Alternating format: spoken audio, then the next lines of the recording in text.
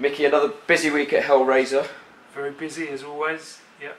Good to see you again, Adam. Thank you. Good to be here. Good. Another blog. We're starting off with Ward versus Kovalev 2, which happens this weekend.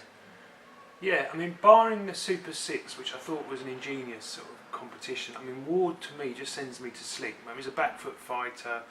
He's negative in lots of ways. He's very, very gifted, an incredibly gifted boxer, but he's not one of the guys that he's not a Nigel Benn, he's not a George Foreman, he's not someone who could get a knockout any minute. It's all safety first, very well calculated, and there is an art to what he does, but normally sends me to sleep. But Kovalev, never seen him in a bad fight. I don't think you ever will see him in a bad fight.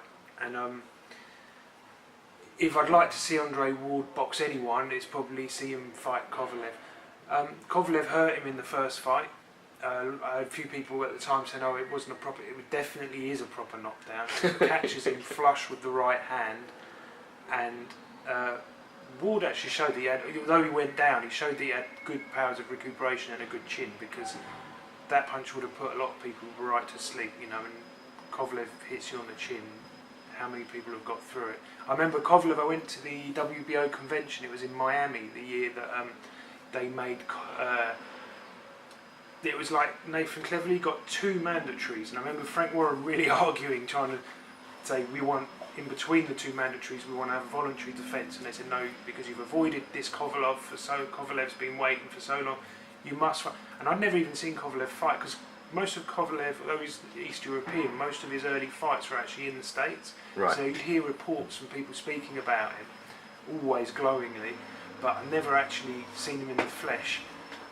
But I did realise from the skills of Frank Warren trying to negotiate maybe an extension or a voluntary defence in between. He had to fight Robert Krasniqi in first, who Cleverly beat, and then they said you've got to fight Kovalev right after with no voluntary, and they were adamant, you've got to fight him or you get stripped.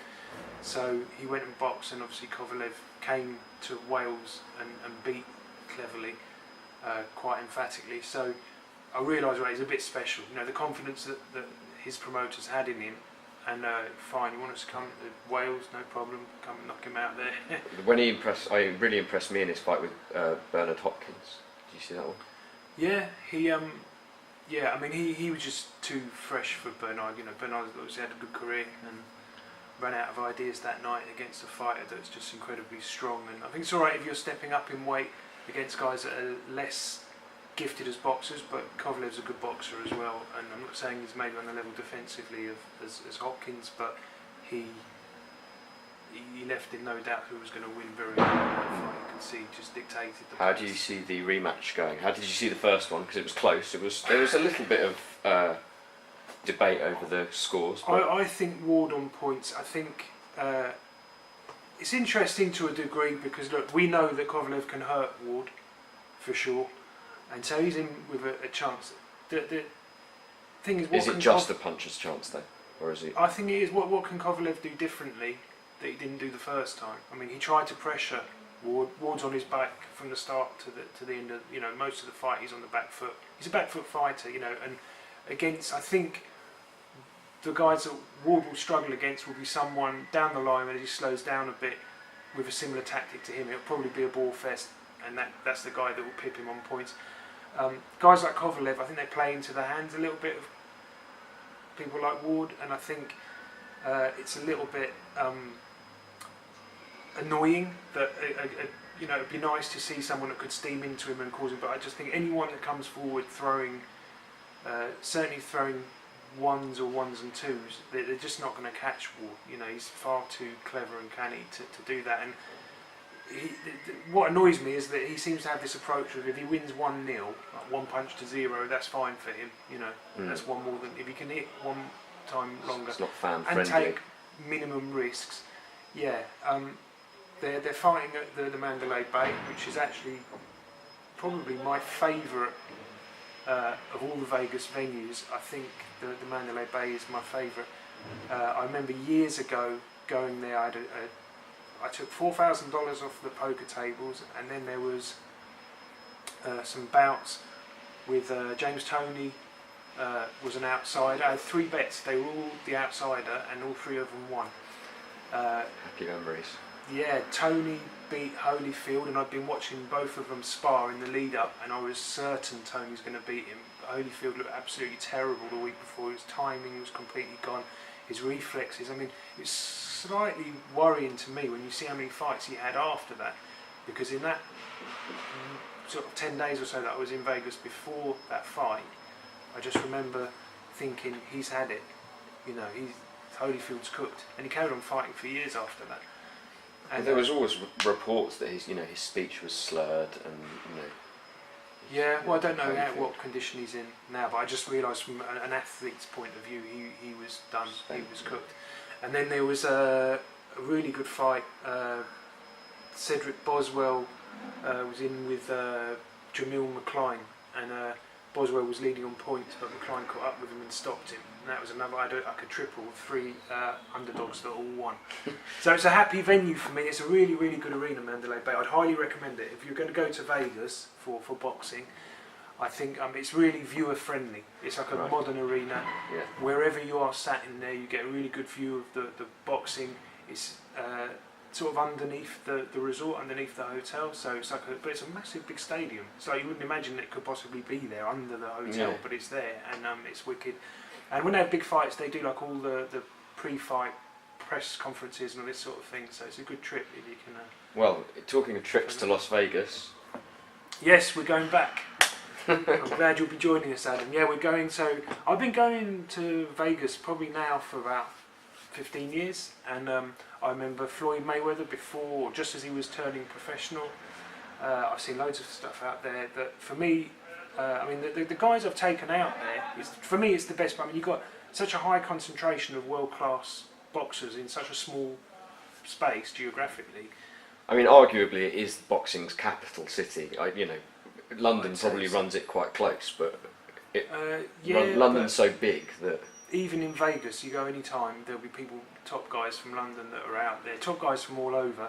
And I mean, look, the guys that I've taken over the years, you've got Elliot Matthews, Aaron Morgan, Darryl Williams, last year and again this year, Hollywood Josh, Ejek Povey going out there, Lloyd Elliott. Taken all the guys that I've taken out there, every single one of them has improved phenomenally, even within a space of time.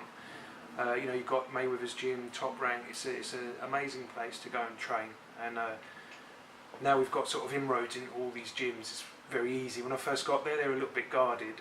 I remember going to the Golden Gloves where Mike Tyson used to train, and it was like very tight security. So to just be able to go and train there was difficult. But now I've sort of made some connections out there, and I go out there a lot. I mean, one year I was out there 4 times, I think.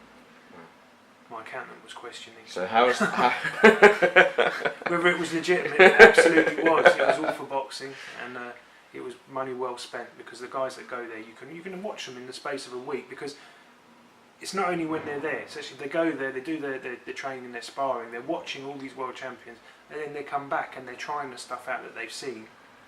So how has that, in terms of progression, how has that changed with Hellraiser over the years? Because you said the other day, you mentioned when you started that you didn't have these prospects, these guys like Hollywood Josh, No, like I started off like with journeymen. I had a gym full of journeymen. I had one prospect and about 20 journeymen. And I still, now to this day, I get my phone rings non-stop with people asking me for journeymen, and I've only got I think I've got 2 or 3 now in my stable. I actually enjoy it, having the journeyman. I'd like to have more, but the more boxers now want to be built up, and they want to fight on for titles and belts and things like that, and we've ended up doing quite well actually achieving that. So I think more boxers see that, probably see me more now as someone that takes those kind of fighters rather than journeymen. The trips for Vegas is definitely more for the prospects than the journeymen. They would take a lot of stick out there for a journeyman. No journeyman, you want to preserve them as long as you can. With the guys who go out there, they're all the high flyers, if you like. And they've all come on, no doubt. Where are you looking to? What's your aspiration with those guys? With the guys that we take out there. Yeah, with it's Hellraiser. The guys that we want to. No, I mean, eventually we will have a base out there.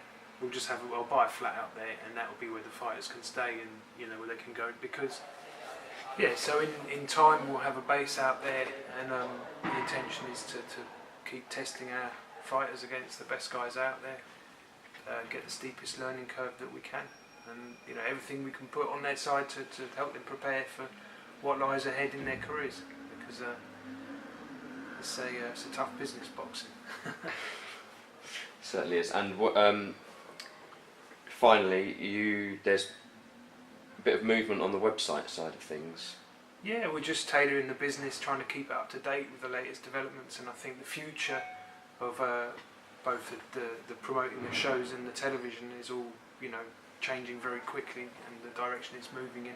We want to be on the cutting edge of that, and stay up with it. So yeah, you'll see some developments on the social media front, on the broad spectrum of things we've got in all the businesses I do. I always want to be on the cutting edge of what's happening. Keep my finger on the pulse and make sure that we're right there, and deliver the best product to the punters and to the fighters. Excellent. Well, finally, talking of fingers, you haven't pointed at me yet, so you need to point at me. It's the done thing on the. It's the done thing we've discovered. What are you talking about, Adam? There we go. Brilliant. Thank you very much, Mickey. Till next week.